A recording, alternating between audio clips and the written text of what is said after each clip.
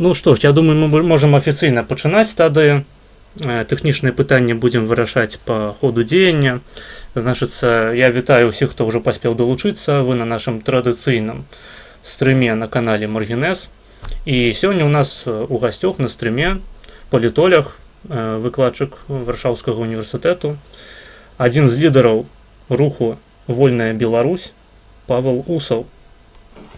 Значыцца, я хацеў спытаць, вось ведаеце, наколькі я ведаю, вы выкладаеце і выкладалі раней, і вучыліся ў беларускіх універсітэтах, у польскіх універсітэтах, то бок вы маеце досвед у акадэміі як беларускай, так і польскай, і як у якасці выкладчыка, так і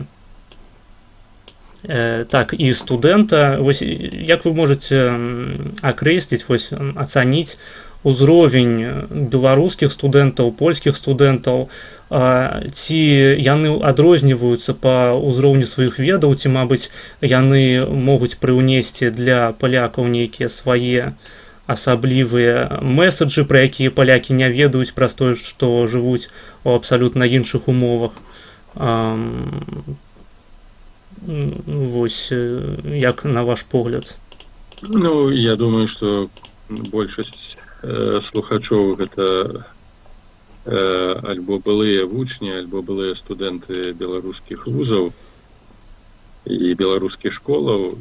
Калі яны тут, то могуць самі пабачыць, якая велізарная розніца у падыходах і ў якасці ведаў, якія прапануюцца студэнтам ці школьнікам. Калі казаць пра асабіста мой досвед, то ён прыпадаў на розныя перыяды, і то, што я бачу, то, што вы бачыць сёння беларускія студэнты, гэта розныя рэчы.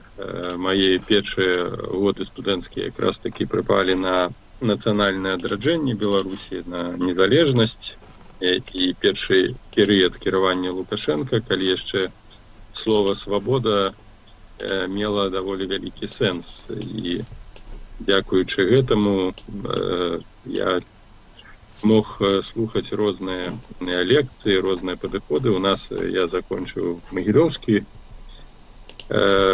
дзяржаўны універсітэт, які ў свой час скончыў дыктатар Беларусі. Дык вось з 93, 4, 5, амаль па 6 год да нас прыязджалі выкладчыкі, лектары з Злучаных Штатаў Амерыкі, яны чыталі па-ангельску, прыязджалі з некалькі разоў з еўрапейскіх краінах, то бок, і гэта быў такі яшчэ першы перыяд пазнання, разуменне, адкрыцця таго, чым было Вялікае княства Літоўскае і Рэч Паспалітая. То бок, навука была, безумоўна, для мяне, прынамсі, цікавай. Для большасці з маіх аднагрупнікаў гэта было не патрэбна. Напэўна, і для вялікай часткі студэнтаў сёння, як і моладзі, паглыбляцца ў нейкія веды, і хочу сказаць, гэта не мае значэння, ці гэта Беларусь, ці гэта Польшча. Паглыбляць свае веды не становіцца прыярытэтам. Безумоўна, у маёй практыцы, па прычыне таго, што я выкладаў не на факультэтах, якія мелі паліталогію спецыяльнасцю, гэта была агульная дысцыпліна, як сёння шмат якія для большасці. Для гісторыкаў паліталогія была толькі на 5-м курсе, што было вялікай памылкай не разбірацца ў палітычных ведах, у тэорыях. Для гісторыка, гэта, канешне, па сутнасці не увядзенне ў практыку гістарычнай веды, бо, як заўсёды казалася, і сённяшняе шмат хто з даследчыкаў і тэорыкаў, тэарэтыкаў палітычных ведаў кажуць пра тое, што палітыка гэта гісторыя, гэта палітыка ў мінуўшым, а палітыка гэта гісторыя накіраваная ў будучыню. То бок гэта две сумяшчальныя, звязаныя паміж сабою дысцыпліны, навукі, якія неабходна вывучаць паралельна. Без гісторыі немагчыма зразумець тыя працэсы, якія адбываюцца зараз і ў нашай краіне, і ва ўкраіне, у Расіі, у Еўропе, у той же самай Палестыне, як гэта накладаецца на сучасную міжнародную палітыку, на ўласную палітыку, немагчыма зразумець без глыбокіх гістарычных ведаў.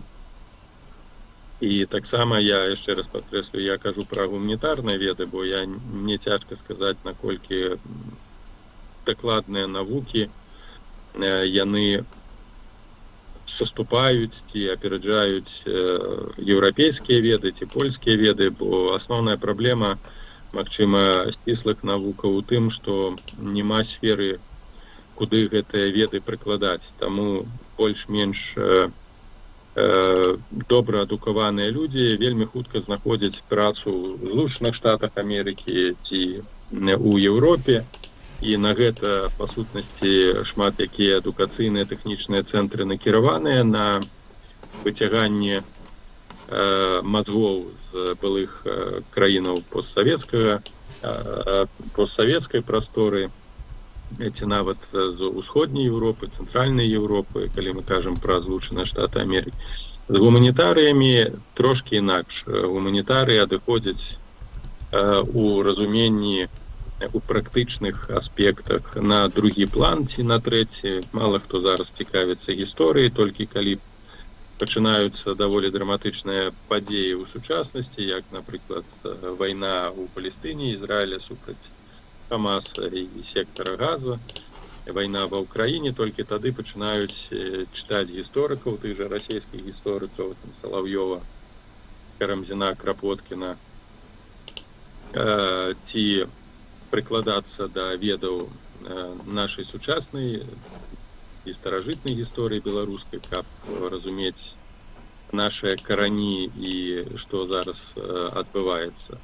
Але у аспекце нейкіх новых ідэй, нейкіх новых прапановаў на захадзе, канешне, мы саступаем у інтэлектуальнай думцы, у філасофіі. У нас па прычыне таго, што існавала доўгі час таталітарная краіна, перад гэтым царская Расія, ліберальная навука, філасофія, рэспубліканская навука, філасофія, паліталогія, яна была абсалютна непрымальнай. Это называлася буржуазнай навукай. У савецкія часы ва універсітэтах выкладалі палітэканомію, марксізм, ленінізм, дыялектыку, якая, па сутнасці, навуковы матэрыялізм, так званы, навуковы камунізм, які станавіўся асновай, базай для разумення рознага кшталту працэсаў з пункту гледжання марксізму, ленінізму. І, канешне, індывідуальная думка, філасофія, палітычная філасофія, такія як Бентам Рассел, 20-го стагоддзя, і Лео Штраус, ці тыя ж самыя экзістэнцыялісты, яны ўвогуле не... Веда пра іх была вельмі абмежаваная ў кантэксце толькі нейкіх там курсаў па філасофіі.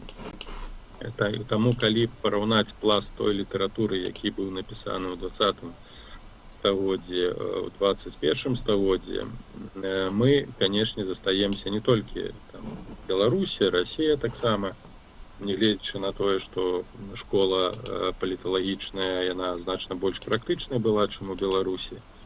Тым не менш, па глыбіні думкі, па глыбіні палітычнай філасофіі, усходнія рэгіёны, часткова, можна так сказаць, Украіна, яны застаюцца па-за сусветнымі тэндэнцыямі. На жаль, бо в асноўным, канешне, такімі галоўнымі, базавымі пластамі навукі гістарычнай, калі мы кажам пра міжнародныя адносіны, пра палітычныя навукі, застаюцца Злучаныя Штаты Амерыкі, гэта Францыя, гэта Великабрытанія, дзе назапашчаны велізарны пласт вось гэтых ведаў, тэарэтычных і практычных. Але, яшчэ раз падкрэслю, таксама вельмі важна гэта ўласная ініцыятыва збольшага ўсё залежыць ад людзей. Канешне, ёсць школы навуковыя, паліталагічныя школы, у якія там імкнуцца, да якіх далучацца заходнія студэнты, чаго няма ні ў Беларусі, ні ва ўкраіне не было, ні ў Расіі.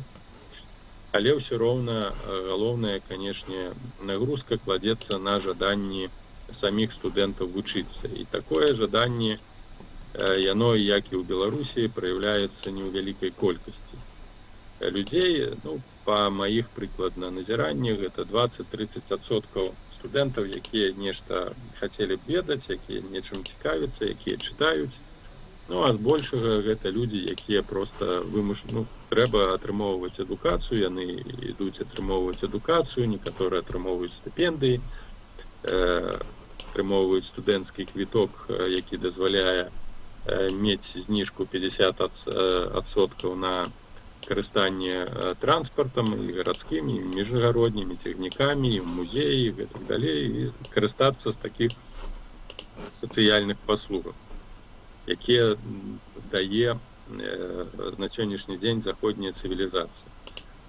Але агульна, канешне, тая ж самая лянота, нежаданне, яно прысутнае, як дзе заўгодна, няма выключэнняў, каб 100% студэнтаў, якія праходзяць, толькі, магчыма, тыя, хто плацяць за навуку, яны, магчыма, ходзяць на ўсе заняткі, нечага патрабуюць ад выкладоўцаў, але збольшага, канешне, студэнты імкнуцца да атрымання нейкай практычнага досведу, бо без практычнага досведу і без дыплома вельмі цяжка знайсці працу, асабліва калі мы кажам пра гуманітарыі. Гуманітарыі на сённяшні дзень, яшчэ раз падкрэслю, на жаль, гэта незапатрабаваная катэгорыя людзей, і шмат хто пасля першай адукацыі шукае магчымасці атрымання другой адукацыі. Калі мы кажам пра Польшчу, шукаюць магчымасці працаваць у нейкіх аналітычных цэнтрах. Канешне, магчымасцяў для таго, каб людзі, скончыўшы спецыялістычныя курсы, маглі знайсці працу значна больш, чым у Беларусі, практычную, і ў журналістыцы, і ў выкладанні, у навуковых даследаваннях, у аналітычных цэнтрах, у міжнароднай палітыцы, але ўсё роўна гэта, канешне, не так лёгка і не так проста, хаця шансаў і магчымасцяў значна больш, чым у Беларусі. А як вы думаеце, ці варта ўвогуле сёння ў Беларусі атрымліваць адукацыю ў беларускіх дзяржаўных установах? Я проста патлумачу, чаму пытаю. Памятаю, было калісьці інтэрв'ю ў Зянона Станіславовіча у 17-м, здаецца, яшчэ годзе, і тады ён казаў, што студэнты, якія выедуць вучыцца за мяжу, яны ўжо не вернуцца. То бок, калі паступаць, то, прынамсі, там базовую адукацыю, наколькі я зразумеў, трэба атрымліваць у Беларусі. Нібыта гэта прывязвае чалавека больш да сваёй радзімы. Як вы лічыце? Гэта складанае пытанне. Канешне, людзі шукаюць магчымасці уладкавацца ў жыцці, і такіх магчымасцяў у Беларусі не вельмі шмат, і таму людзі выязджаюць за мяжу. Але я лічу, знову гэта залежыць ад чалавека. Можна абсалютна заставацца ў Беларусі, а ніяк не быць прывязанай да сваёй радзімы і працаваць потым на сістэму, як гэта робіць даволі шмат людзей. У тым жа прапагандысцкім апараце, як і рабіла да гэтага даволі шмат людзей, нават тых, хто потым нібы стаў апазіцыянерамі. Ўсё жыццё працавалі на сістэму і прывязанасці да нацыянальнай ідэі, да нацыянальных каранёў, да незалежнасці ніякай не мелі. Гэта былі выключна канфармісты і кан'юнктуршчыкі. Як толькі змянілася кан'юнктура, яны сталі ў апазіцыю, паверыўшы ў тое, што Лукашенко хутка сыдзе. Шмат зараз тых, хто сышоў з сістэмы ў 2020 годзе, шкадуюць і, напэўна, хацелі б вярнуцца. І гэта мы назіраем у рознага кшталту працэсах і ў дзеяннях тых, хто стаўся апазіцыяй, але ўсцяж працуе на сістэму пад выглядам апазіцыйных дзеячоў. І можна выехаць за мяжу, атрымаць тут добрую адукацыю, не забываць пра Беларусь, і нават атрымаўшы, калі патрыятычнае выхаванне, самавыхаванне будзе ў чалавека, які выехаў за мяжу, ён можа спакойна пры неабходнасці, калі будзе на гэта запатрабаванне ў новых уладаў, альбо вярнуцца ў краіну і займацца палітычнымі рэформамі і пераменамі, ну, альбо нават включыцца ў палітычныя арганізацыі і структуры за мяжой, а потым таксама удзельнічаць у працэсах палітычнай трансфармацыі, палітычных зменаў. Таму я лічу, у кантэксце сённяшняй сітуацыі збольшага гэта не мае значэння, дзе ты знаходзішся, мае значэнне, што знаходзіцца ўнутры ў цябе. Калі ў цябе ёсць прывязанасць да Беларусі, жаданне нешта змяняць, яна будзе там, дзе ты ёсць. Хоць ты там у Японіі ці ў Гондурасе, у Злучаных Штатах Амерыкі, і твой досвед і веды, якія ты атрымаеш, асабліва, напрыклад, калі гэта палітычнага кшталту веды, як працуе дэмакратыя, як фарміруецца палітычная культура, гэтыя веды з'яўляюцца золатам для Беларусі, бо на сённяшні дзень наша моладзь, яна фарміруецца ў межах аўтарытарнай культуры, і гэта аўтарытарная культура яшчэ доўгія часы, доўгія гады будзе уплываць на палітычныя адносіны ўнутры Беларусі. І так проста пераключыць з аўтарытарнай культуры на дэмакратычную за некалькі год Беларусь будзе немагчыма, бо нашыя працэсы, яны у адрозненне ад той жа Польшчы, Чэхіі, Славакіі, Украіны, па сутнасці мы мелі бесперапынны перыяд аўтарытарызму.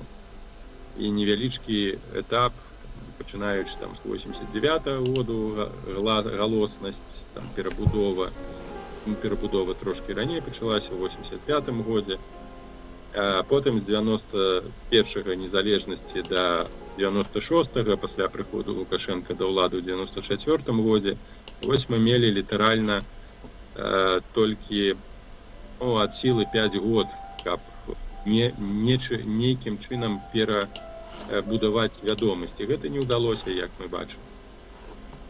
Таму, чым больш будзе людзей, нават у беларускім палітычным руху за мяжой, адукацыі заходняй, тэхнічнай, гуманітарнай, са светапоглядам заходнім, у розных структурах, неважна якія, галоўнае, канечне, калі гэта структуры нацыянальна арыентаваныя, якія будуць потым рэалізоўваць нацыянальны праект у Беларусі, то такія людзі будуць на вагу золата. Без такой праслойкі інтэлектуалаў нацыянальна скіраваных заходняй адукацыі, і нават калі гэта будзе адукацыя беларуская, бо таксама, яшчэ раз падкрэслю, ўсё залежыць ад чалавека, можна знаходзіцца ў Беларусі і займацца самаадукацыяй у сённяшніх умовах, нягледзячы на забароны, ўсё ж такі магчымасці чытаць, самаадукоўвацца, слухаць, глядзець значна больш, чым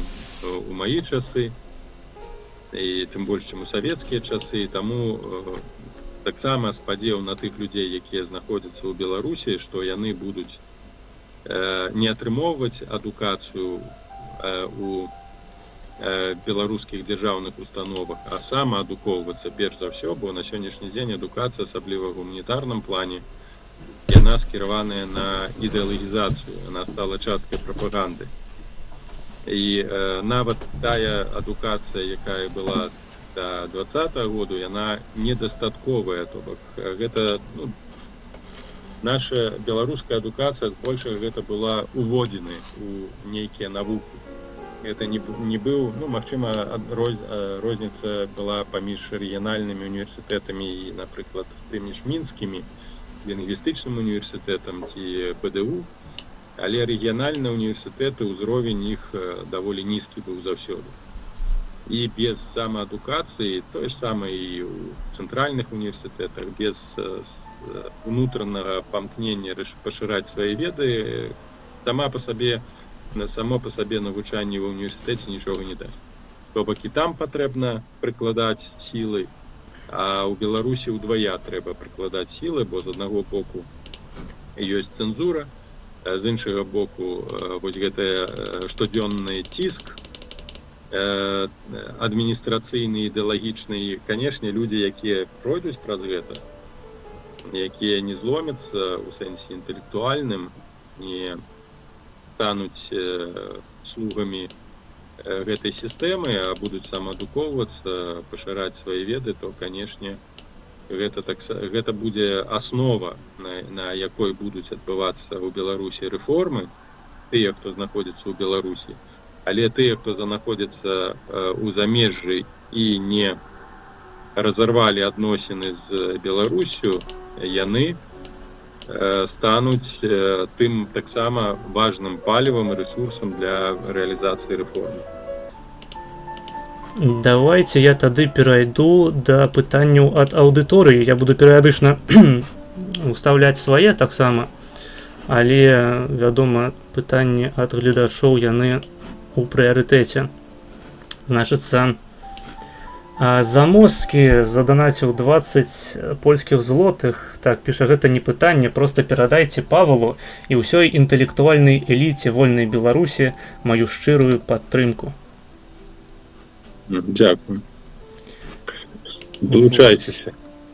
Так, сапраўды. Сярод, на маё асабістае меркаванне, вольная Беларусь валодае найбольшай колькасцю публічных інтэлектуалаў у прынцыпе ва ўсім беларускім серадовішчы. То бок, людзей, якія могуць ствараць сэнсы, прынамсі там на 10годдзі, а не на 2 тыдні, як гэта звычайна у нас бывае падчас электаральнай кампаніі. Так, наступны донат. Тут з Магаріана заданаціў 1 еўра. Піша: «Жыве Украіна! Слава Беларусі! Як госць ставіцца да беларускага вызвольнага руху падчас Другой сусветнай вайны, у прыватнасці да БКА і да паліцыі? Як ацэньвае ключовыя фігуры типа Кушаля і Астроўскага?» Ведаеце, гэта пытанне вельмі складанае і не на такую кароткую размову.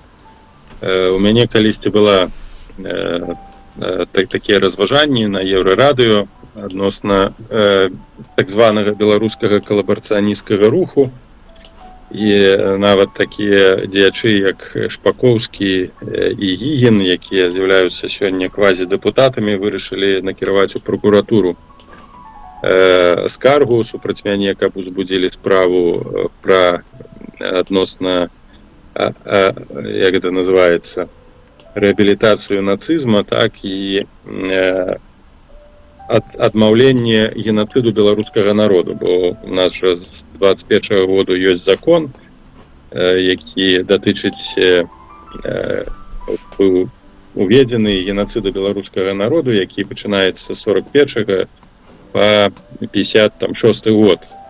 І ўсе тыя дзеянні, якія былі падчас Другой сусветнай вайны, у тым ліку і калабарацыянісцкі рух, яны залічаны як элементы генацыда і супрацы з акупацыйнымі ўладамі і нацыстамі. Вось я на размове з Лукашуком канкрэтна падкрэсліў, што гэта вельмі супярэчлівая з'ява, і даволі шмат народаў, асабліва на постсавецкай прасторы, былі паміж двумя тоталітарызмамі, і просто в кантэксце гісторыі савецкай Савецкі Саюз выступаў добром, а нацызм выступаў злом, хаця гэта з'явы па сутнасці для Беларусі роўны.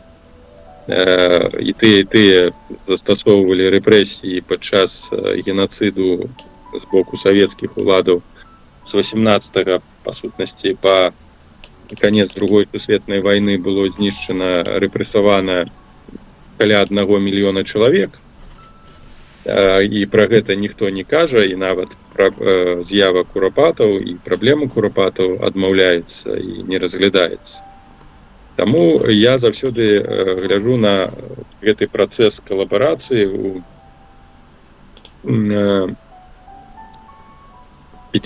у 40-х годах як спроба выкарыстаць сітуацыю для аднаўлення незалежнасці. То бок просто людзі верылі ў тое, што можна выкарыстаць нейкім чынам сітуацыю дзеля таго, каб Беларусь знову існавала як краіна незалежная. Канешне, гітлераўцы гэта выкарысталі для сваіх мэтаў, і гэта пазней было выкарыстана для дыскрэдытацыі беларускай нацыянальнай ідэі як такой. Ну, але тым не менш, амаль усе дзеячы гэтага руху нацыянальнага ў межах акупацыі гітлераўскай, яны апынуліся за мяжой і займалі, перш за ўсё, у Злучаных Штатах Амерыкі і Канадзе, і нягледзячы на сваю, так у косках я бы ўзяў супрацу з гітлераўцамі, ўсё ж такі не разглядаліся уладамі Злучаных Штатаў Амерыкі ці Канады як нацысты ці супрацоўнікі ці насіцелі ідэі нацызму. Яны вельмі добра ў ЗША іх разумелі ў сэнсе сутнасці іх дзейнасці супраць таталітарнай сістэмы, бо беларускія, ну, скажем так, калабарацыяністы, яны не змагаліся з беларускім народам. Яны не ўдзельнічалі ў пацыфікацыі ці ў расстрэлах на масавых узроўнях і такіх злачынствах, як, напрыклад, іншыя вайсковыя адзінкі ў межах нацысцкіх войскаў, і ж там, напрыклад, эстонцы падчас падаўлення варшаўскага паўстання і гэтак далей. Все ж такі гэта збольшага было культурнае адраджэнне. Але калі мы паглядзім на колькасць людзей, якія пачалі супрацоўнічаць з новай сістэмай у Беларусі, гэта больш за 300 000 чалавек. Гэта вельмі вялікая колькасць. Яна можа раўняцца нават па колькасці з тымі, хто ваяваў у партызанскіх атрадах. Гэта сведчанне таго, што частка насельніцтва, асабліва заходняй Беларусі, абсалютна ўспрымала савецкія ўлады як варожую ўладу, як злачынную ўладу. Я ўжо не ўзгадваю пра галадамор, які таксама адбыўся у Беларусі, не ў такой колькасці, як гэта было ва ўкраіне, але голад быў і ва ўсходніх рэгіёнах, перш за ўсё, Беларусі. Таму тое, што трэба сказаць, гэта неадназначная з'ява, і гэта пытанне, якое не трэба палітызаваць. Гэтае пытанне, якое трэба даследаваць, рознабакова даследаваць, без перагібаў і пераўхілаў, асабліва як гэта было ў савецкія часы. У савецкія часы прапаганда спрацавала вельмі добра і звязала калабарацыянізм з нацыянальнай ідэяй, менавіта для маніпуляцыі. Хаця, канешне, яшчэ раз падкрэслю, што вось тыя цэнтры і школа афіцэрская была, і спроба стварыць армію беларускую з добраахвотнікаў, яна была часткай мілітарнай, але таксама была надзея ўсё ж такі распрацаваць, сфарміраваць нацыянальныя, хаця б захаваць пэўныя нацыянальныя элементы і падчас акупацыі іх адрадзіць, а гэта вялікага каштавала. Таму для Беларусі гэта павінна быць пытаннем для даследаванняў, для вывучэнняў, а не для адназначнага аднабаковага асуджэння. Бо яшчэ раз падкрэслю, Беларусь аказалася паміж двумя таталітарызмамі. І абодва гэтых таталітарызма прыняслі роўны ўзровень бяды, няшчасця для Беларусі.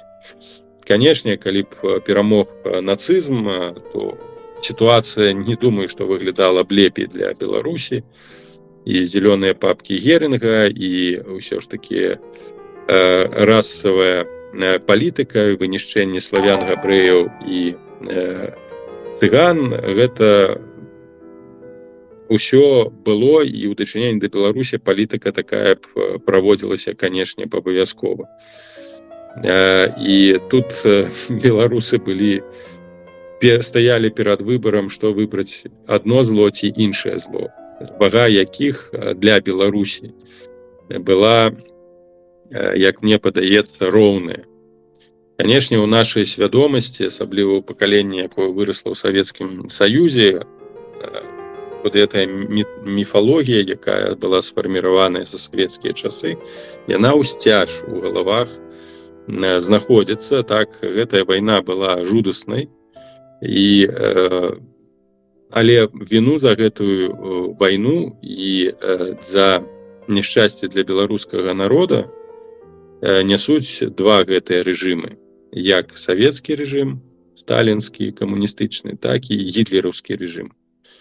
І таму такога адназначнага асуджэння з нашага боку, гэта павінна быць ацэнка гісторыкаў, не павінна быць, асабліва не павінна гэтая сітуацыя выкарыстоўвацца ў прапагандысцкіх ці ідэалагічных мэтах, як гэта робіцца зараз і рабілася на працягу 30 год, калі нацыяналізм, нацыянальнае адраджэнне прыроўнівалі адмыслова з калабарацыянізмам і адмыслова потым прыраўнівалі з фашызмам. І зараз гэта таксама адбываецца менавіта дзеля таго, каб дыскрэдытаваць нацыянальную ідэю. І вось супраць гэтага мы павінны змагацца.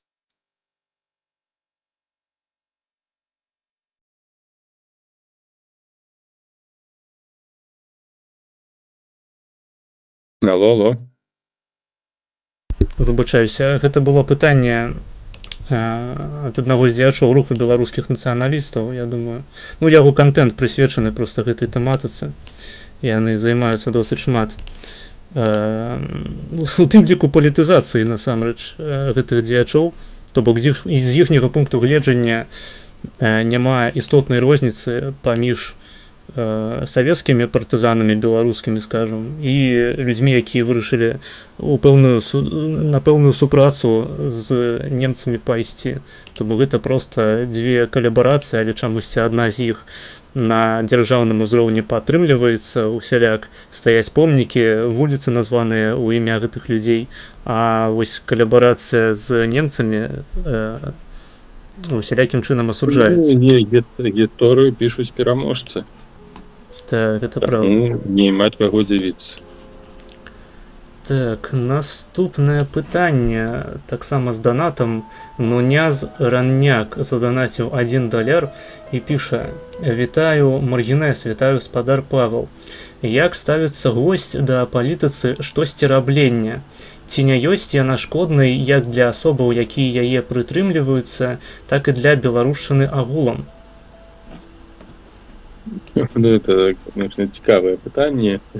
Ці вы нешта робіце, так? Заўсёды шмат хто задае. Я просто адразу прашу дакладніць, што вы маеце на ўвазе нешта рабіць. Там пісаць кнігі, садзіць дрэвы, збіраць інфармацыю. Гэта ж усё праца і справа.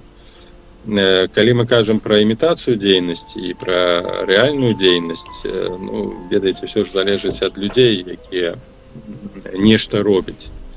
Нехта нешта робіць дзеля таго, каб атрымаць гранты, і калі ёсць хаця б для некалькі чалавек ад гэтых грантаў нейкая карысць, не звязаная з тымі людзьмі, якія скіраваныя на апрацоўку грантаў, а проста людзьмі, на якіх разлічаныя гэтыя грошы, добра, хаця б нейкая карысць ёсць. Калі ж гэта выключна дзейнасць кіраваная, безумоўна, на тое, каб атрымаць грошы, напісаць справаздачу, зрабіць абсалютна нікаму не патрэбную канферэнцыю, некалькі улётак і буклетаў, то безумоўна, ад гэтай дзейнасці выніку ніякага не будзе.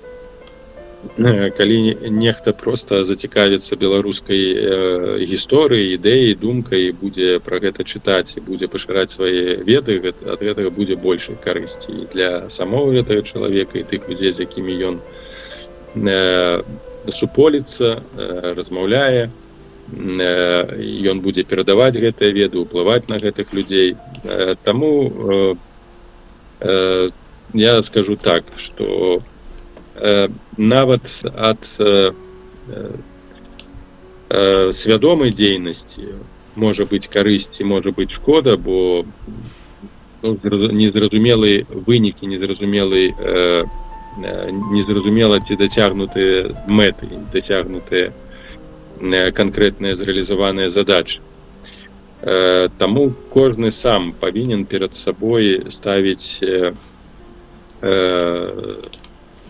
тыя кропкі, тыя накірункі, якія б ён мог бы зрэалізаваць, знаходзячыся ў Беларусі ці знаходзячыся за мяжой.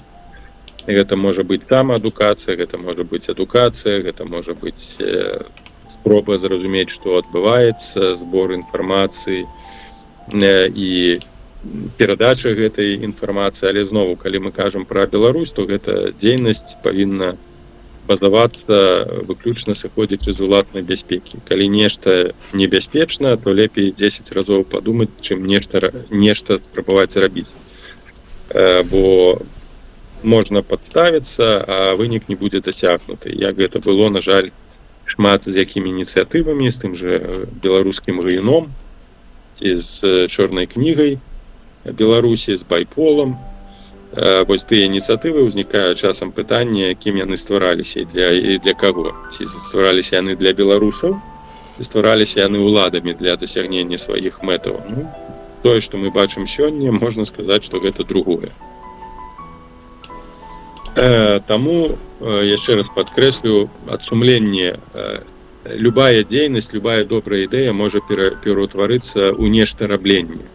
Проста таму, што гэтымі ідэямі, гэтым дзеяннем займаюцца нешта актывісты, каля-актывісты, якія не ставяць глобальных задач, якія не імкнуцца рабіць на карысць грамадству, на карысць Беларусі. Тады яны пераўтвораць любую дзейнасць, нават тую, якая выглядае грунтоўную ў фікцыю. І вось з гэтым у нас велізарная праблема, таму што рэальныя ідэі добрыя, якія б маглі спрацаваць, пачынаючы з 20-го году, пераўтварыліся ў фікцыю і нашкодзілі беларусам на шмат гадоў наперад. Вось гэта вялікая праблема. Так, я з гэтым цалкам пагаджаюся. Так, добра, давайте тады пяройдзем да пытанняў з чату, таму што з данатамі пакуль больш няма. Пытанне з чату. Ці глядзіць спадар Усаў сам чыісьці стрымы? Ну, я сумнеюся, што спадар Усаў глядзіць стрымы на твічы, але ось чыісьці эфіры, напрыклад, палітычнай аналітыкі вы прыглядаеце? Я, шчыра кажучы, не гляджу, бо гэта забірае шмат часу. Эпізадычна, напрыклад, трапляюцца размовы, калі мы кажам пра людзей, якіх бы я слухаў, калі была б магчымасць, гэта украінскі журналіст і палітолог, я яго ведаю асабіста, Віталій Портнікаў, таксама Тышкевіч, беларускі, украінскі аналітык, даволі добрыя і такія, скажем, сістэмныя аналізы. А так, шчыра скажу, што я з такой традыцыйнай парадыгмы я люблю больш чытаць, чым слухаць. Нейкія навуковыя, не паліталагічныя, пра фізіку, пра космас я гляджу збольшага амерыканцаў. Аналітычнага кшталту, вось, калі трапляюцца нейкія кароткія ацэнкі, не стрымы, а аналізы, вось можна паслухаць таго ж Портнікава, які не толькі украінскую павестку адсочвае і аналізуе, але таксама даволі добра разбіраецца ў міжнароднай палітыкі. Я сам калісьці вёў праграмы на Ютубе, там некалькі засталося на маём канале, але гэта цяжкая праца. Я лічу, што гэта адна з самых такіх, калі нехта вядзе праграмы сваі, запісвае на Ютубе ці на іншых каналах, яны грунтоўныя, яны маюць нейкі сур'ёзны контент, то гэта даволі цяжкая інтэлектуальная праца. Так, я параіў бы трансляцыі рабіць. Ось, калі ўжо нейкі контент самому выпускаць, потому что, ну, конечно, по моей трансляцыі можна было магло скласціся ўражанне, што тэхнічныя праблемы яны занадта сур'ёзныя, але гэта выключэнне ўсё ж такі, то бок я разумею, што, напрыклад, там зняць ролик, змантаваць яго, гэта такая досыць сур'ёзная праца у адрозненне ад таго, каб проста сесці, запусціць трансляцыю і размаўляць з аўдыторыяй. Ну, я просто усіх заклікаю стрыміць, гэта, по-моему, контент будучыні такі вельмі лёгкі у вытворчасці. Так, пытанне з чату. Як бы госць адказваў на пытанне, навошта пасля столькі год у эміграцыі мне павяртацца ў Беларусь? Я не адкажу на гэта пытанне, вы павінны самі на гэтае пытанне, як і кожны чалавек, адказаць. Калі у вас няма унутранай патрэбы, неабходнасці вярнуцца, нейкай унутранай місіі, сэнсу, ну, часам нехта знаходзіць сэнс жыцця у рэалізацыі нейкіх дасягненняў у межах сваёй краіны, у межах свайго народа, нехта гэтага не знаходзіць. Ну, агульна гэта пытанне можна звязаць з уласным бачаннем і адчуццём сябе ў межах свайго народа. Ці мы прыналежым да Беларусі, ці мы ёсць частка Беларусі, ці на нас ляжыць нейкая гістарычная місія, ці мы яе адчуваем у аспекце рэалізацыі нейкага плану, так, гістарычнага для Беларусі, для нашага народа, бо, ну, народ — гэта гістарычная адзінка. Так, народ складаецца з такіх народаў шмат, і існаванне кожнага народа, гістарычнае існаванне і развіццё гэтага народа залежыць ад таго, наколькі адзінкі, якія складаюць грамадства, чальцы гэтага грамадства, зацікаўлены ў тым, каб гэты народ жыў, каб гэты народ існаваў. Гэта інтэлектуальныя эліты, перш за ўсё, якія акрэсліваюць сутнасць вось гэтага гістарычнага існавання, гэта палітычныя эліты, культурныя эліты, гэта сам народ, які для чагосьці плоціць падаткі, для чагосьці функцыянуе. Я на гэтыя тэмы даволі шмат разважаў, зараз намагаюся напісаць кнігу пра нацыянальны інтарэс, дзе спрабаваць якраз такі у кантэксце беларускай ідэі патлумачыць, чым ёсць нацыянальныя інтарэсы і з чаго яны выходзяць, існуюць, і як яны фарміруюцца, як яны ажыццяўляюцца. Без вось гэтай, без свядомага разумення нейкай місіі, жаданне ствараць, фарміраваць, развіваць свой народ як гістарычную адзінку, канешне, будзе вельмі цяжка знайсці ў сябе жаданне вярнуцца ў краіну. Бо мы адрываемся, бо разуменне таго, што мы ёсць беларусы, яно і разуменне, навошта мы ёсць беларусы, навошта нам быць беларусамі, яно было вельмі слабым, яно застаецца вельмі слабым нават пасля 2020 году, хаця такі імпульс мы абсалютна выпадкова атрымалі, і разуменне таго, што ўсё ж такі частка нашага грамадства з'яўляецца часткай гістарычнай, і на нас ляжыць нейкая місія. Канешне, наколькі глыбока адбылася гэтая трансфармацыя пакуль. Ну, тое, што мы з вами размаўляем, і размаўляем па-беларуску, і вось на такім чаце, што ёсць такія ініцыятывы, што ёсць актыўныя людзі, якія намагаюцца рабіць вось такія суполкі, збіраць людзей, з імі размаўляць, гэта ўжо ў пэўным сэнсе ёсць працэс, які запушчаны, чаго раней не было. Калі ёсць цікаўнасць да беларускасці, калі задаюцца гэтае пытанне, гэта азначае, што нешта ўнутры часткі нашага грамадства абудзілася, зварушылася нейкая свядомасць, і што вельмі важнае, беларусы пачалі адчуваць сябе гістарычным народам.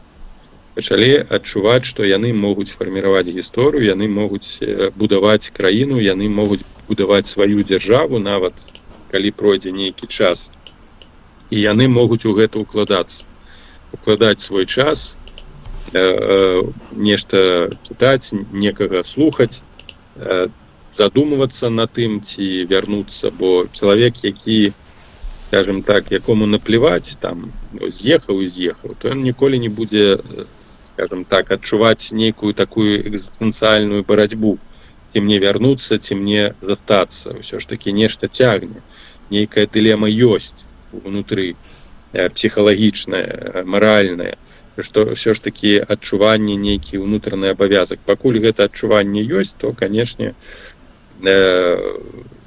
будзе заўсёды заставацца надзея на тое, што вы вернецеся, асабліва калі будуць створаныя умовы для вяртання, для тое, што я казаў, калі людзі інтэлектуальныя, калі людзі ведаў, калі людзі, якія нешта разумеюць, атрымаюць магчымасці будаваць новую Беларусь. Калі, скажем, зменіцца толькі твар, там Лукас ідзе, а прыйдуць такія же квазімоды да ўлады, ну, можа, нават недобрае параўнанне, думаю, што квазімоды ў параўнанні з Лукашенко ды тымі, хто працуе на сістэму, гэта добры чалавек, ён і быў, па сутнасці, добры. Вось, таму лепей скажам Азарён. Не будзем абражаць гэтага героя. Таму, канешне, тады сэнса вяртацца ніякага не будзе. Я разумею нават людзей, якія зараз бачаць на тое, што адбываецца ў Беларусі, ўжо не ў Беларусі, а ў беларускай апазіцыі, ўжо махнулі рукой і разумеюць, што ніякіх перспектываў няма, і пачынаюць усталёўваць сваё жыццё тут. І вяртацца будзе вельмі цяжка, калі тут ўжо будзе бізнес нейкі, калі будзе кар'ера, калі будуць ўжо там дзеці хадзіць у школу, то, канешне, проста вярнуцца ў поле і пачынаць сваё жыццё, не будучы запатрабаваным у нейкім грамадскім жыцці, палітычным жыцці, а просто прыехаць і там пачынаць свой бізнес, то, канешне, для большасці гэта будзе не мэтазгод. Калі ж людзі будуць адчуваць, што яны запатрабаваны ў там мясцовым самакіраванні, палітычнай дзейнасці, ва ўрадзе, у парламенце, што ёсць, што фарміруецца новы палітычны клас. І вось тады, канешне, тады, я думаю, шмат хто вернецца. А так, безумоўна, калі перыяд акупацыі зацягнецца яшчэ там на 5, на 10 год, то і ў такім тэмпе русіфікацыі і вынішчэння Беларусі, то вяртанне будзе шмат для каго вельмі цяжка. Але яшчэ раз падкрэслю, калі будзе адчуццё гэтай місіі нейкай, а адчуццё місіі можна сфарміраваць ці ацаніць толькі ў нейкай дзейнасці.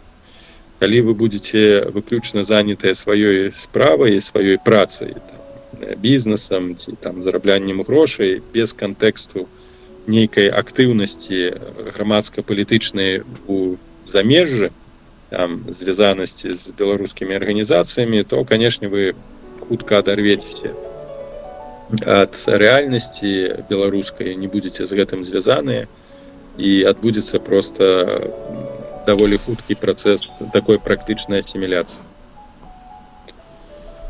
Так, я хацеў толькі дадаць яшчэ наконт таго, што вы сказалі пра суполкі, якія пачалі стварацца. Мне здаецца, што акурат адключэнне беларускай супольнасці ад таго ж самага USAID, якое выклікала вялікую гістэрыю ў беларускіх медыа, можа наадварот прычыніцца хутчэй да таго, што пачне паўставаць больш такіх аўтэнтычных каналаў, аўтэнтычных медыа, якія будуць існаваць за кошт падтрымкі аўдыторыі, за кошт распаўсюджвання, таму што распаўсюджваць будуць самі людзі паміж сабой, за кошт кантактаў, а гэта падвышае патрэбу ў сувязях не толькі са сваімі заходнімі партнерамі, але менавіта паміж беларусамі, паміж беларускімі творцамі.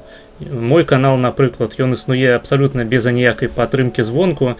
Уся падтрымка фінансавая, напрыклад, якую я атрымліваю, гэта вось толькі тыя данаты, якія мне на маіх трансляцыях дасылаюць. Вось. Тут прыйшло некалькі пытанняў з данатамі. 88 заданаціў 88 расійскіх рублёў, гэта вось дзіўнавата. Дзякуй за 88 рублёў. І піша па-беларуску, што характэрна. Што госць лічыць з нагоды пазіцыі украінскіх нацыяналістаў пра тое, што новай элітай постваеннай Украіны павінны стаць вайскоўцы, ці можна распаўсюдзіць такое ўяўленне на Беларусі беларускіх хутчэй за ўсё мелася добраахвотнікаў? Вайскоўцам ніхто не забараняе займацца палітыкай, і прыкладаў таму ў свеце даволі шмат і паспяховых.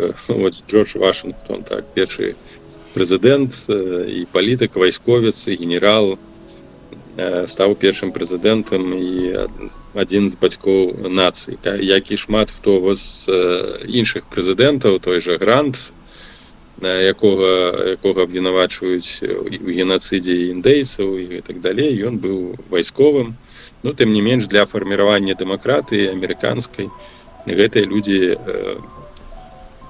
зрабілі даволі шмат. Чэрчыль, прэм'ер-міністр, ён быў вайсковец, былы афіцэр, не той, што вайсковец, ён быў у міністэрстве флота, міністэрстве замежных справаў, то бок усе яны мелі вайсковы досвед. Ён прымаў удзел у вайне у Судане, даволі цяжкой для Великабрытаніі, у каланіяльных іншых войнах. Тым не менш, пэўны удзел у штабе у Першай сусветнай вайне. Гэта ніяк не паўплывала на тое, што ён спрычыніўся да вялікіх дасягненняў перамогі Великабрытаніі як адной краіны з пераможцаў у Другой сусветнай вайне. Той же самы Дэ Голь, генерал Дэ Голь, прэзідэнт, калі не памыляюся, Трэцяй рэспублікі. Таму гэта не з'яўляецца праблемай. Праблемай, па-першае, павінна быць, канешне, адпаведная адукацыя, бо тыя людзі, пра якіх я казаў, яны шмат разнастайныя. Той же Чэрчыль і пісьменнік, і маляваў, бо атрымаў сістэмную адукацыю ў межах ўсё ж такі ангельскай культуры, і вайскоўцы ніколі там пагрозай не былі. Таму я не лічу, это у нас, знову гэта адзін з элементаў такой культурнага ўплыву. Заўсёды у нас вайсковыя рэжымы ці вайскоўцы ў палітыцы нейкім чынам звязваліся з тымі вайсковымі пераваротамі, якія адбываліся ў Лацінскай Амерыцы, часы халоднай вайны, дзе паўсюль былі былыя вайскоўцы і усталёўвалі так званыя вайсковыя хунты, вайсковыя ўрады. І тут такі ж самы страх, і ў дачыненні да палка Каліноўскага вельмі шмат было такого, што мы не хацім ніякай вайсковай хунты і гэтак далей. Гэта абсалютная маніпуляцыя.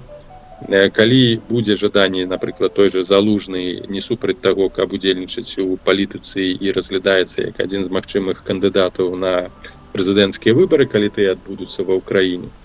Калі вайскоўцы звольняцца і створаць сваю партыю, ніхто не можа абмежаваць іх ад удзелу ў палітычных працэсах. Калі, канешне, гэта не будзе нейкі вайсковы пераварот, які не прывядзе да ўсталявання дэмакратычнага ладу.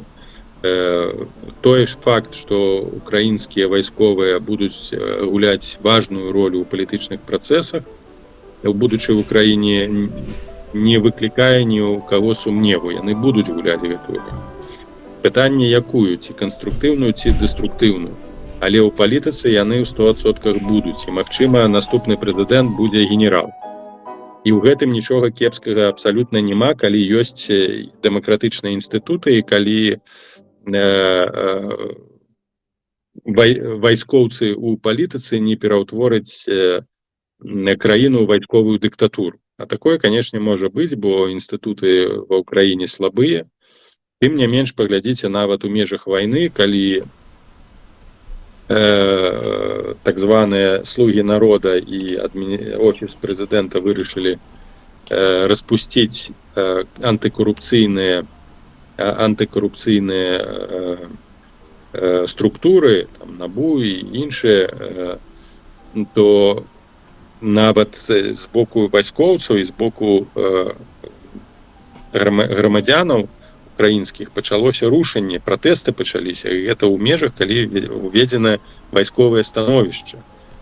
То бок там усё ж такі вось гэтая культура ўжо грамадзянская, не гледзячы на вайну, не гледзячы на тое, што такая вялікая колькасць людзей выехала, яна застаецца вельмі актыўнай. Таму падкрэслю, што нічога страшнага ў тым, што прыйдуць да ўлады палітыкі вайскоўцы, няма, і гэтага баяцца нават не трэба, але гэтым будуць пужаць, то вось усталюецца хунта і гэтак далей. Не, галоўнае, каб былі добрыя, дзейнічалі добрыя інстытуты дэмакратыі. У Беларусі тое ж самае. Калі тыя ж самыя добраахвотнікі сфарміруюць сваю партыю, будуць прыймаць удзел у палітычных працэсах, гэта лепей, чым яны крыміналізуюцца. І гэта было з ветэранамі Афганістану, якія сталі часткам крымінальнікамі, часткай баевікамі, якіх выкарыстоўвалі розныя палітычныя групы і алігархічныя групы. Гэта небяспечна. Вось гэта якраз такі небяспечна. Крыміналізацыя і выкарыстанне для палітычнай барацьбы праз розныя алігархічныя групіроўкі. Таму, калі гэта ўсё залежыць, канешне, ад свядомасці. Праблема ў тым, што ва ўкраіне сфарміраваўся ўжо новы клас украінскіх нацыянальных афіцэраў. Менавіта украінскіх нацыянальных афіцэраў, не савецкіх, хаця Залужны яшчэ там трошкі і сырскі там з гэтай савецкай школы. Тым не менш, вось гэтае сярэдняе звено, старэйшыя афіцэры, гэта ўжо новае пакаленне нацыянальна свядомых вайскоўцаў, афіцэраў. У Беларусі нацыянальных пакуль што такой колькасці афіцэра, афіцэрства як такога няма. У нас савецка-постсавецкае, русіфікаванае збольшага афіцэрства. Там адзінкі ёсць, я асабіста ведаю, там у Беларусі і па-за межамі Беларусі яны ёсць, але гэта адзінкі. Это нават не сахашчык. Так, хаця вывучыў беларускую мову, даволі цікавіцца беларускай гісторыі, але ўсё ж такі па псіхатыпу ён бліжэй да савецкіх, рускіх афіцэраў, чым да там тых жа заходніх афіцэраў. Проста ўжо іншая свядомасць, іншая ментальнасць. Гэта адна з прычын, чаму нічога не адбылося. Там розныя прычыны, канешне, ёсць, але гэта адна з тых. І у Беларусі будзе праблема знайсці і сфарміраваць афіцэрскі клас. Менавіта новы, не савецкі, а нацыянальны афіцэрскі клас. Гэтым трэба было займацца зараз, што неаднакратна прапаноўвалася ў тым ліку і мной, але гэта ўсе прапановы вылецелі ў трубу. Без афіцэрства у нас не будзе проста нацыянальнага войска, і у нас не будзе нацыянальнай палітыкі, бо павінна быць нацыянальны бізнес і нацыянальнае войска з нацыянальнымі афіцэрамі, бо калі няма нацыянальнага войска, то як мы абаронім краіну. Таму якраз такі я б гэтага не баяўся, шукаў бы магчымасці для адукацыі, якраз такі для фарміравання нацыянальнага афіцэрства ў Беларусі. Так, ну асабліва ў перыяд рэформаў і ў постваеннай Украіне і ў Беларусі вайсковыя могуць адыграць пазітыўную ролю, калі гэта будуць талковыя людзі. Наступнае пытанне з донатам ад Змагаріаны. Ён заданаціў 1 еўра, дзякуй за 1 еўра. І піша каментар госця пра абвастрэнне вялікапольскага вялікашавінізму, які закрануў міжнародную абарону, у тым ліку для беларусаў. Ці не пара перабірацца ў замак да Наталлі Калегавай у Вільні ўсім змагарствам? Не думаю, у Вільні значна больш праблемаў у Літве до дачынення да нацыянальнага руху і дэпартацыі значна больш, чым рознага кшталту і адмоваў на від на жыхарства у Літве палітыкай так званага штучна сфабрыкаванага, у тым ліку з удзелам некаторых дзеячоў так званага літвінізма. Таму там якраз такі адтуль выязджаюць беларусы і перабіраюцца ў Польшчу і ў эканамічным сэнсе, і ў сэнсе культуры. больш лагодна і больш комфортна. Тое, што мы зараз назіраем, такое даволі абвостранае стаўленне да міграцыі, ну, гэта з аднаго боку і палітычныя маніпуляцыі, якія выкарыстоўвае Расія для стварэння напружання, ну а з іншага боку папулізм правы, які, на жаль, ёсць і ў Венгрыі, і ў Славакіі, і вось зараз на парламенцкіх выбарах перамагла партыя такога прарасійскага алігарха Бабіша, партыя АНО.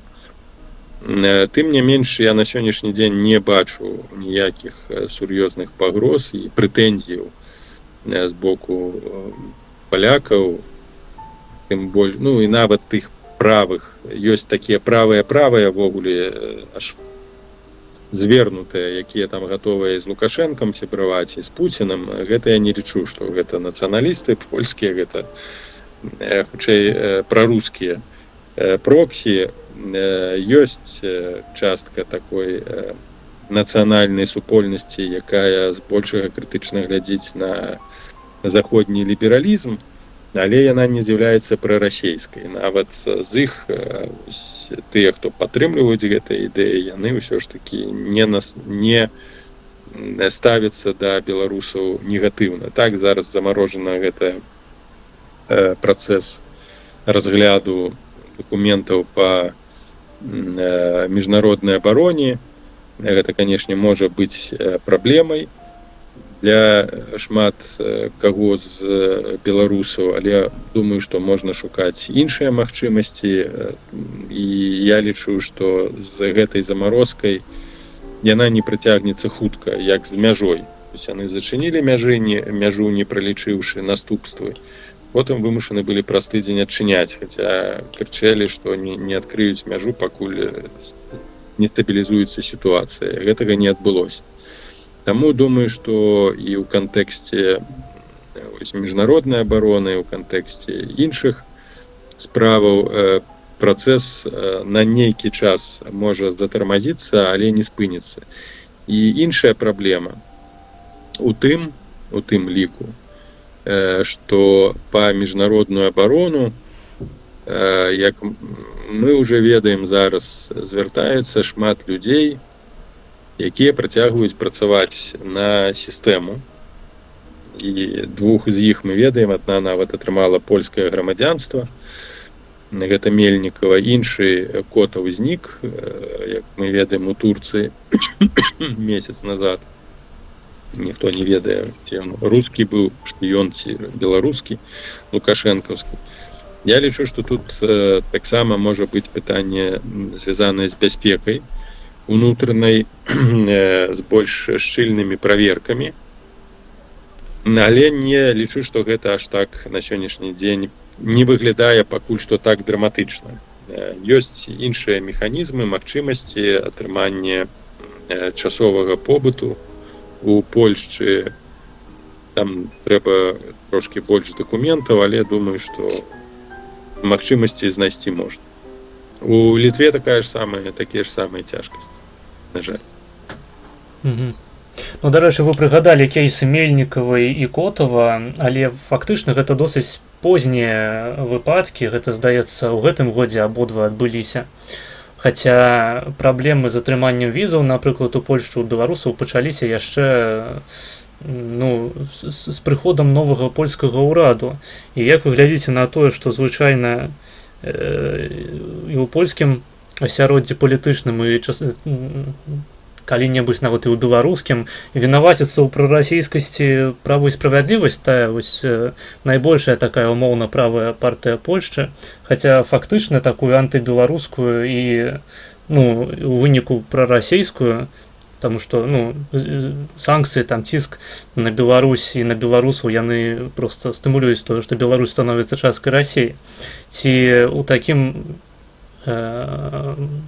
такой канфігурацыі не трэба сказаць, што гэтая проста партыя, якая прыйшла зараз да ўлады, гэтая кааліцыя, яна з'явілася крыніцай праблему для беларусаў, а раней было ўсё ў парадку ў гэтым сэнсе. Ну, давайте трошки поправлю, ПіС ніколі не з'яўлялася прарасійскай, гэта адна з самых таких жорсткіх антырасійскіх. Я поясню, чаму я так сказал, тому што менавіта з боку платформы вось этой грамадзянскай суперніцкай партыі там рэгулярна гучаць лёзунгі аб тым, што ПіС, вось Качынскі, гэта прарасійскія палітыкі. Ну, там можна, конечно, пакапацца ў гісторыі, там 10-х год, вядома, там досыць складана вінаваціць чалавека, у якога брата забілі на тэрыторыі Расіі, у тым, што ён вядзе прарасійскую палітыку. Скажем так, у кожнай партыі можна накапаць людзей, якія мелі скелеты ў шафе і маглі быць абвінавачаны ў сувязях альбо з крыміналам расійскім, альбо са спецслужбамі, што адно і тое ж. Таму тут ужо гэта таксама даволі складанае пытанне, тое, што тычыцца палітыкі платформы, то логіка, на маю думку, яна ў наступным. Яны крытыкавалі ПіС у неэфектыўнасці абароны нацыянальных інтарэсаў, хаця ПіС даволі шмат зрабіў для украінцаў і для беларусаў, і тым ліку Белсат. А на сённяшні дзень не могуць нічога запрапанаваць, каб забяспечыць і межы, і, па сутнасці, унутраную праблему. Выклікаў становіцца больш, а эфектыўных механізмаў супрадзеяння становіцца менш. На хвалі вось гэтай праблемы бяспекі і міграцыі, у тым ліку украінцаў, да ўлады прыйшоў новы прэзідэнт Кароль Навроцкі, хаця ён перамог там у некалькіх дзесяткаў працэнтаў, менш чым на 1% было у Трzaskowскага, гэта як і на папярэдніх выбарах, там па сутнасці грамадства у Польшчы падзелена 50 на 50. Але будуць выбары праз 2 гады у парламент, а ні ўнутранай палітыцы, ні ў знешняй палітыцы Польшча, вось новы ўрад не можа нічым пахваліцца. А вось гэтая папулістычная рыторыка адносна бяспекі, адносна там таго, што мы павінны падтрымліваць уласных грамадзян, не выплачваць 800+, ці там іншыя датацыі украінцам, хаця на сённяшні дзень яны з'яўляюцца такім аднім з рухавікоў польскай гаспадаркі. Яны ў кантэксце вайны, у кантэксце такіх пагрозаў, гістэрыі, яны становяцца вельмі папулярнымі. Асабліва у людзей з такімі невысокага сацыяльнага ўзроўню ці заробкаў, яны заўсёды шукаюць вінаватых за мяжой ці вінаватых мігрантаў і гэтак далей. І якраз такі, асабліва на ўсходніх раёнах і рэгіёнах Польшчы, калі вы паглядзіце на мапу выбарчую, то пабачыце, які падзел даволі такі на ўсход і на захад. Але такая, унутраныя праблемы ў межах кааліцыі па сутнасці ствараюць сур'ёзны выклік для платформы напярэдадні парламенцкіх выбараў. Праз год павінна пачацца выбарчая кампанія, а выбарцам прапанаваць на сённяшні дзень вось выбарчая кааліцыя не можа. І таму яны намагаюцца перахапіць вось гэтую папулістычную павестку антыміграцыйную, антыбеларускую у кантэксце узмацнення контроля, абмежавання выдачы дакументаў, хаця рэальныя эканамічныя праблемы, сацыяльныя праблемы мігранты ні з Беларусі, ні з Украіны не ствараюць. Узровень забойстваў не павялічыўся, крадзяжоў не павялічыўся, з тым, нягледзячы на тое, што ў Польшчы больш за 3 мільёны украінскіх мігрантаў. Ёсць там розныя бытавыя праблемы, яны ёсць і ў польскім грамадстве. Але ў эканамічным сэнсе людзі працуюць шмат, прыносяць шмат у гаспадарку.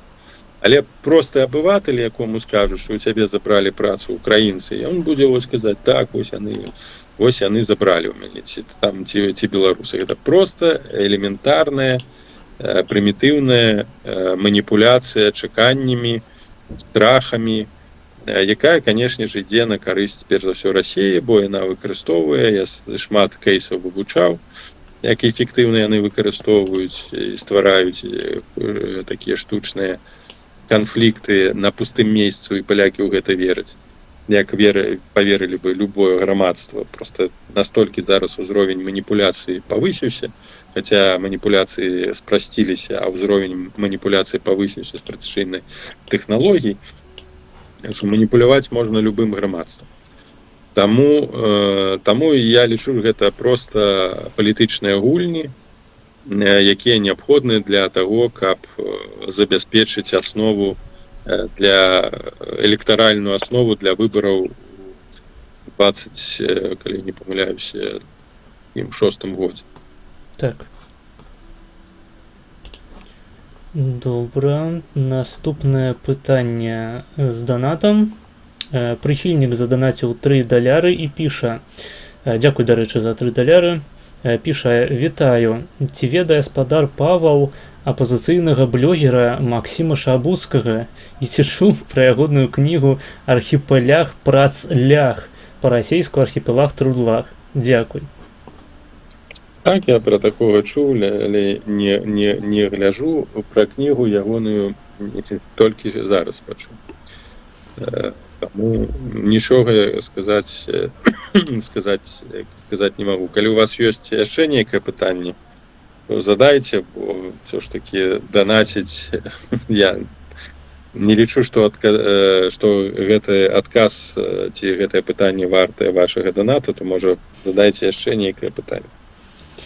Так, я думаю, мы хутка пяройдзем да пытанняў з чату, зноў там ёсць магчымасць ва ўсіх задаваць пытанні. «Архіпелаг трудлах» — это такая легендарная кніжка, яе ніколі ніхто не бачыў. Гэта Шабуцкі, ён, калі вы памятаеце, это аўтар такога пляну «Багратыён 2020». Нібыта такога пляну гвалтоўнага зрынання ўлады ў 20-м, якога ніхто не паслухаў. Ясно. Не пачуты прарок. Так, геній. Асабліва і аперацыя «Багратыён», вельмі добрая назва. Шмат пра што сведчыць. Дарэчы, яна якраз такі адбылася і паспяховая. Калі мы паглядзім зараз, яна распрацаваная была, толькі распрацаваная ў Маскве. І эфект мы ўвесь гэтай аперацыі назіраем. Магчыма, Шабуцкі быў часткай гэтай аперацыі. Я не сумняваюся ў гэтым нават. Так, наступнае пытанне з Магаріана. Заданаціў €1. Дзякуй за €1. Піша: «Чаму ў НВР, я так разумею, нацыянальна-вызвольным руху, не атрымліваецца палітычнае будаўніцтва? З Радай бяспекі не атрымалася. План перамога і сахашчык, на якіх ставіў Пазняк, праваліліся. Пра новыя праекты не чуваць. Няўжо і ў вольнай Беларусі агентура?» Ну, тут розныя кейсы і розныя праблемы. Дзякую, што вы так глыбока ведаеце пра праекты, і трэба пахваліць вядучага, што ў яго такія слухачы, якія сочаць за дзейнасцю руху «Вольная Беларусі», за праектамі прыватнымі. Збольшага, напрыклад, Рада бяспекі — гэта быў калектыўны праект, і мы зрабілі са свайго боку ўсё магчымае, каб яго рэалізаваць, але нашы партнёры палічылі, што для іх гэта, хаця яны і самі прапанавалі гэты праект, для іх гэта ўжо не цікава. Магчыма, яны закладалі зусім іншыя мэты і зусім іншыя чаканні, якія ім не ўдалося дасягнуць. Але сам па сабе праект, канешне, такім чынам быў знішчаны. Што тычыцца плану перамога і сахашчыка, Ну, то знову гэта праблема ў людзей. Мы не маглі стаяць у баку і намагаліся ўплываць на тыя ці іншыя працэсы, лічылі, што магчыма нешта з супрацы з сахашчыкам, з фарміраваннем так званага ўраду ў выгнанні нешта атрымаецца. У нас былі некалькі прапановаў і нават патрабаванняў, каб вось гэты ўрад, гэтая структура была цалкам адвязаная ад офіса і ніяк не была у гэтым працэсе задзейснена Ціхановская. Ну, зразумела, такі падыход не спадабаўся тым людзям, якія намагаліся гэтыя працэсы кантраляваць. І з ураду мы маем тое, што мы маем, тое таксама, як і з каардынацыйнай радай. І ў такіх умовах, калі ёсць абсалютнае расчараванне ў шмат якіх праектах, прапаноўваць стварэнне нейкай новай універсальнай структуры на сённяшні дзень проста не мэтазгодна.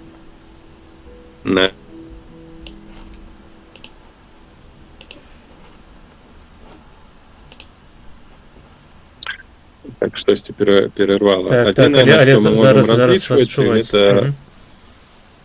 Адзінае, на што мы можам зараз разлічваць і на што робіцца асноўны ўхіл, гэта на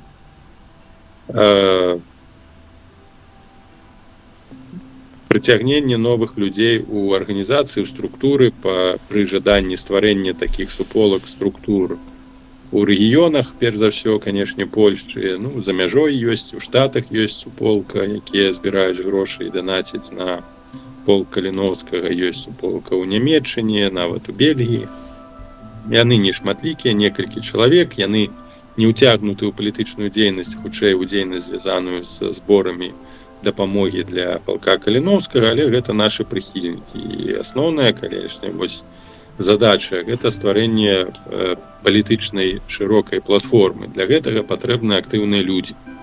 То бок, каб яны былі на месцах, дзе Лодзь, ёсць суполка вялікая у Беластоку, ёсць пару людзей у Гданьску, але, ну, разумееце, на месцы павінна быць праца. То бок, гэта павінны быць людзі, якім гэта цікава, якія будуць збіраць аднадумцаў, бо у чужой краіне пабудаваць такую вялікую сетку арганізацыйную вельмі цяжка па простай прычыне, што гэтая сетка патрабуе дзейнасці, палітычнай дзейнасці. А за мяжой гэтая палітычная дзейнасць, яна абмежаваная і схіляецца па сутнасці да адукацыйнай, культурнай сустрэчы.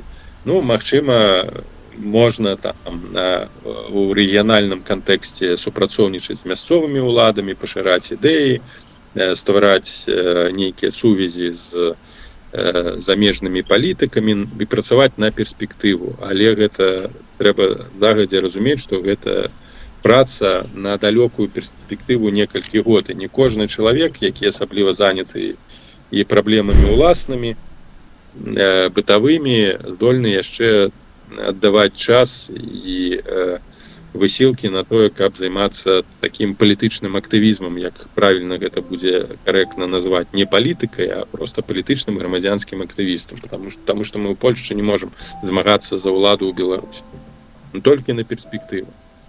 І таму мы людзям спачатку тлумачым, што гэта цяжкая праца, якая можа быць будавацца толькі на жаданні людзей, саміх людзей займацца такой працай. Ну, можна, мы арганізуем зборы, у нас мы займаліся тым, што збіралі дроны нават для палка Каліноўскага. Зараз гэтая тэма абсалютна небяспечная ў кантэксце таго, што адбываецца ў Еўропе. Таму мы спынілі. Усё змяняецца, кан'юнктура змяняецца, сітуацыя, гэта ўплывае на абмежаванне нашай агульнай актыўнасці. Таму, што тычыцца агентаў, трэба таксама разумець, што у нас сур'ёзны вораг, так, і паўсюль, ну, не трэба шукаць паўсюль іх, але трэба, канешне, мець пэўныя падыходы і пэўнае разуменне, што рознага кшталту дзеянні, скіраваныя на сабатаж, на параліжаванне арганізацыі, можа ўзнікаць. Ну, пакуль што, яшчэ раз падкрэслю, што глобальныя праекты яны разваліліся з прычыны таго, што аказваецца, у людзей было зусім іншае бачанне і іншыя мэты, чым у нас, і пытанні агульнага інтарэсу іх мала цікавілі. Таму зараз мы знаходзімся ў такім велізарным крызісе ўсіх структур, бо людзі займаліся зусім палітычным бізнесам, а не палітыкай. Так, ёсць такое. Наступны донат, зноў ж такі ад Змагаріаны. 1 еўра заданаціў, дзякуй за еўра. І піша: а як далучыцца да НВР? Ці лічыцца далучэнне да гвардыі Зянона, узята ў Коскі, руху белнацыяналістаў? Ці ідзе увогуле актыўны рэкрутынг, праца з моладдзю? Бо ствараецца ўражанне, што ў бой ідуць адны старыкі. Ёсць і праца з моладдзю, ёсць і суполкі, але знову гэта мы правялі па Польшы, праехалі даволі шмат, правялі лекцый, і на пачатку была такая натхнёнасць, але людзі не могуць узяць на сябе частковую ініцыятыву, бо мы не можам, скажем так, глядзець за кожным, калі няма уласнай ініцыятывы, падштурхоўваць, калі няма уласнай ініцыятывы. Фармальна можна быць сябрам, але чалавек не будзе до конца разумець і ведаць, і нават не думаць пра тое, што он можа там у сваім рэгіёне, у сваёй лакацыі, горадзе рабіць. Таму, яшчэ раз кажу, контакты, на контакты мы адчынены, працы, лекцыі, сустрэчы яны адбываюцца рэгулярна. Нават ва Вроцлаве было 2 гады, хіба таму 2 гады, так. Нават там пагражалі Зенону Станіславовичу ножом, быў такі нават выпадак. А хто пагражаў? Сарваць сустрэчу. Я вже зараз не прыгадаю. Нават была паліцыя. Таму рознага кшталту правакацыі яны рэгулярна ёсць, яны рэгулярна адбываюцца. Таму, калі ў кагосьці ёсць цікаўнасць, вядучы можа перадаць мае дадзеныя, мы там пазнаёмімся, я скірую каардынаты чалавеку, які займаецца справамі фармальнымі, і можам просто далей ўжо ў гэтым накірунку працаваць. Але падкрэслю такую важную рэч: фармальна ў кантэксце дзейнасці ў Польшчы практычна кірункі яны абмежаваны. Яны застаюцца зборы донатаў на полк Каліноўскага, там дапамога, нейкая інтэлектуальная дзейнасць, арганізацыя нейкіх сустрэч, магчыма, рэгіянальныя кантакты з мясцовай улады. Але гэта ўсё ў кантэксце ўжо такой стратэгіі працы на перспектыву, калі ў кагосьці ўзнікне жаданне. Але яшчэ раз падкрэслю, што неабходна будзе пазнаёміцца, неабходна будзе в пэўным сэнсе атрымаць капітал даверу, бо зараз даволі цяжкая сітуацыя, вельмі шмат правакацый, вельмі шмат укідаў, вельмі шмат просяцца ў сябры людзей з абсалютна канкрэтнымі дэструктыўнымі намерамі, таму нават праца ў гэтым кантэксце вельмі цяжкая. Так, я магу гэта зразумець. Я б, дарэчы, дадаў наконт дзейнасці на месцах у Польшчы. Я пакуль яшчэ быў чальцом руху беларускіх нацыяналістаў. Галоўнае, чым мы займаліся, гэта, па-першае, як вы узгадалі, збор сродкаў для вайсковых, а па-другое, гэта мы сачылі за беларускімі могілкамі. Вось улюбленне Мгм. гэта было як бы ну не тое каб актуальная дзейнасць, там не вельмі шмат беларусаў пахавана. Там ёсць могілкі такія агульныя, дзе пахаваныя паўстанцы. Вось это як у Польшы называецца студнёвае паўстанне. У нас это паўстанне Каліноўскага. Але канкрэтна беларускіх могілак там не было шмат. Вось у Кракаве і Алесь Гарун пахаваны, і іншыя розныя дзеячы там гэты забыў як імя было у вядомага этнолага беларускага паходжання. Ён таксама на ракавіцкіх могілках пахаваны. Вось мы гэтым займаліся, і на мой погляд гэта сапраўды тыя рэчы, якія можна рабіць на месцах і якія будуць мець сэнс сапраўды, а не проста вось імітацыя дзейнасці, якую мы ўжо абмяркоўвалі сёння. Так, у мяне яшчэ 5 хвілін. Ага, окей. Да. Мы ўжо больш за гадзіну размаўляем, таму калі ёсць яшчэ нейкія такія вострыя пытанні, то калі ласка. Так, ну я вядома задам пытанне з донатам, тут прыйшло яшчэ адно. Міраслаў заданаціў 1 еўра і піша, як спадар ацэньвае сучасныя моладзевыя структуры беларускага палітыкума, менавіта моладзевы наступ і рух, што больш блізкае, а што не падабаецца. Ну я не бачу там гэтага руху, бо гэта ўсе моладзевы наступ так званы, ён сфарміраваўся выключна як пад выбары ў каардынацыйную раду, і весь рух гэта тыя людзі, якія там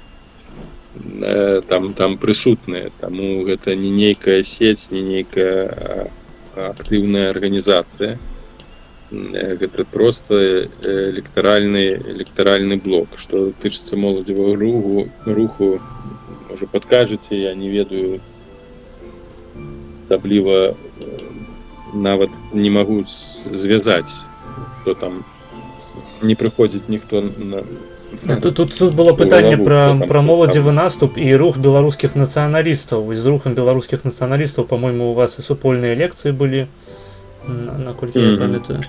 Так, гэты рух так быў. Ну штосьці яны зараз трошкі перасталі быць актыўнымі. Я не ведаю, з чым гэта звязана, бо магчыма, ну таксама з праблемамі з польскай унутранай палітыкай. А яшчэ раз падкрэслю, што з вось гэтым моладзевым наступам гэта выключна кароткатэрміновая палітычная ініцыятыва без нейкай грунтоўнай сур'ёзнай ідэалогіі, хаця там ёсць людзі з досведам, ну але пакуль што я не лічу, што ў гэтых межах нешта можа быць сур'ёзнае. Разумею. Так, ну што, вы ўжо вымушаны ісці, я так разумею. Ну давайте яшчэ адно пытанне, калі ёсць. Давайте яшчэ адно пытанне, з донатамі пакуль я не бачу, але вось ёсць пытанне з чату. Ці чытаў госць Карла Шміта, калі так, то якую ягоную кнігу ён мог бы параіць? Так чытаў, якраз зараз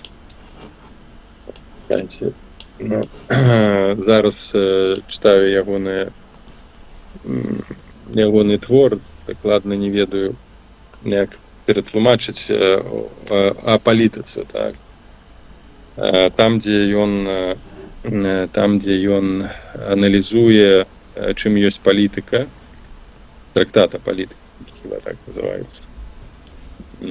Вось, дарэчы, варта звярнуць на яго увагу, нягледзячы на тое, што якраз такі гэта адно з тых пытанняў, пра якое мы размаўлялі, што ён быў прыхільнікам фашысцкага руху, так і шмат ягоных кніг, ягоная праца і дзейнасць, яно было пад табу, і толькі ў 80-х пачала папулярызавацца.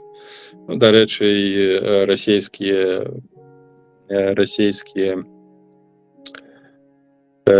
так званыя геапалітыкі шмат чаго бяруць у ягонай творчасці. Я думаю, што для беларусаў, для беларускай інтэлектуальных, палітычных эліт азнаёміцца з творчасцю Карла Шмідта варта. Ён і цікава пішаць, лёгка пішаць, таму раю. І ў геапалітычных накірунках там ёсць у яго кнігі ў тэорыі палітыцы і тэорыі права, там па сутнасці цэлы спіс. Зразумела. Добра. Дзякуй, спадар Павел, што прыйшлі сёння на трансляцыю, што вычакалі гэтую такую няёмкую паўзу, калі ў мяне былі тэхнічныя непаладкі. Ось, я улічыў гэтыя памылкі і пастараюся іх у будучыні не рабіць. Вось, я з вялікім задавальненнем сёння слухаю вашы адказы на пытанні. Спадзяюся, што нам удасца яшчэ раз сустрэцца вось так у фармаце трансляцыі, калі вам гэта будзе цікава. Я разумею, што там... Галоўнае, каб было цікава людзям. Спадзяюся, што сённяшняя сустрэча была для слухачоў карыснай.